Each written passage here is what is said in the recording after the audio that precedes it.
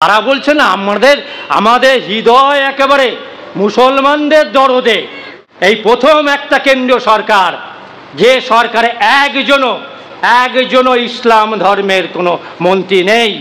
ওয়াকফ বিল নিয়ে অনেকেই বলছেন, ওয়াকফ বিল নিয়ে বলছেন এটা ইসলাম ধর্মের মানুষের উপর আক্রমণ। প্রাথমিকভাবে এটা তাই, কিন্তু এটা ভারতবর্ষের সংবিধানে আছে। সংবিধানের মৌলিক অধিকারের 25, 26, 27, 28, 29, 30, 26-এ পরিষ্কার বলা আছে যে কোনো ধর্মের মানুষ তারা শিক্ষা প্রতিষ্ঠান তৈরি করতে পারবেন, তারা উপাসনা করতে পারবেন, তারা প্রচার করতে পারবেন। ফলে এই আক্রমণ কেবলমাত্র ইসলাম ধর্মের উপরে নয়, এই আক্রমণ আসলে ওদের টার্গেট হচ্ছে ভারতবর্ষের সংবিধান। যে সংবিধান যুক্তরাষ্ট্রীয় কাঠামো দিয়েছে, এই যুক্তরাষ্ট্রীয় কাঠামো ভারতবর্ষের সংবিধানকে ধ্বংস করার চেষ্টা। দেখছেন না, আজকে একটা হেডমাস্টার নিয়োগের পর্যন্ত ক্ষমতা রাজ্যগুলোর নেই, উপাচার্য নিয়োগের ক্ষমতা রাজ্যগুলোর নেই।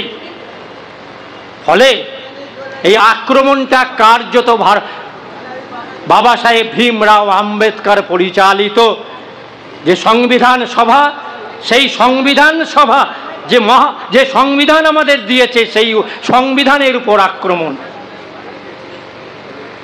এরা ভারতবর্ষের যে সভ্যতা দিবে আর নেবে, মিলিবে যাবে না ফিরে,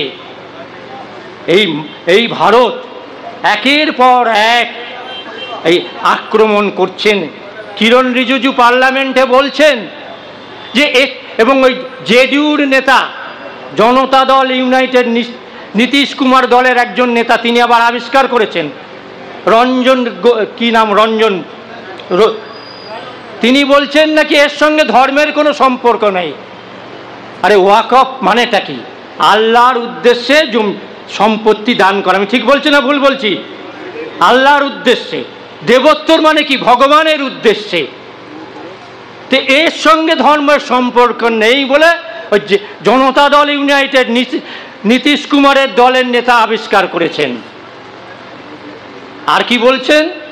আমি কিরণ রিজিজুর বক্তৃতাটা দেখছিলাম ভালো করে। তিনি বলছেন যে আমরা তো মুসলমানদের ভালো করার জন্যই করছি। ভাই, ভালো করার নমুনা এই প্রথম ভারতবর্ষের স্বাধীনতার পরে এই প্রথম একটা কেন্দ্রীয় সরকার, যে সরকারে একজনও ইসলাম ধর্মের কোনো মন্ত্রী নেই। ঠিক বলছি না ভুল বলছি? একজনও এমপি নেই, একজন সংসদ নেই। ভারতবর্ষের ইতিহাসে এই ঘটনা কোনোদিন ঘটেনি। তারা বলছে না আমাদের হৃদয় একেবারে মুসলমানদের দরদে, আমাদের হৃদয় একেবারে মুসলমানদের দরদে।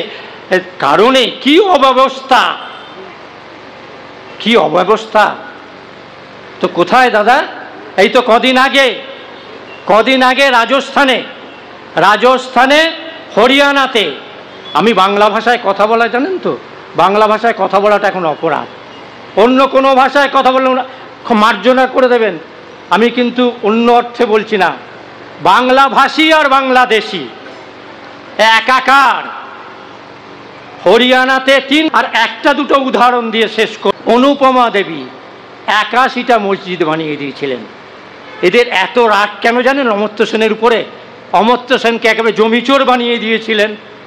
কারণ অমর্ত্য সেনের দাদু বিখ্যাত, তিনি বিশ্বভারতীর উপাচার্য ছিলেন, হিন্দু বিশেষজ্ঞ, হিন্দু ধর্ম বিশেষজ্ঞ। তার একটা লেখা বই আছে, হিন্দু মুসলমানের যুক্ত সাধনা। আমরা বার করিনি, বিশ্বভারতী বার করেছে। সেই বিশ্বভারতী বার করা সেই গবেষণা করি তিনি দেখাচ্ছেন যে ধর্মকে হাতিয়ার করে যারা রাজনীতি করেন, অনেক পুরনো বই,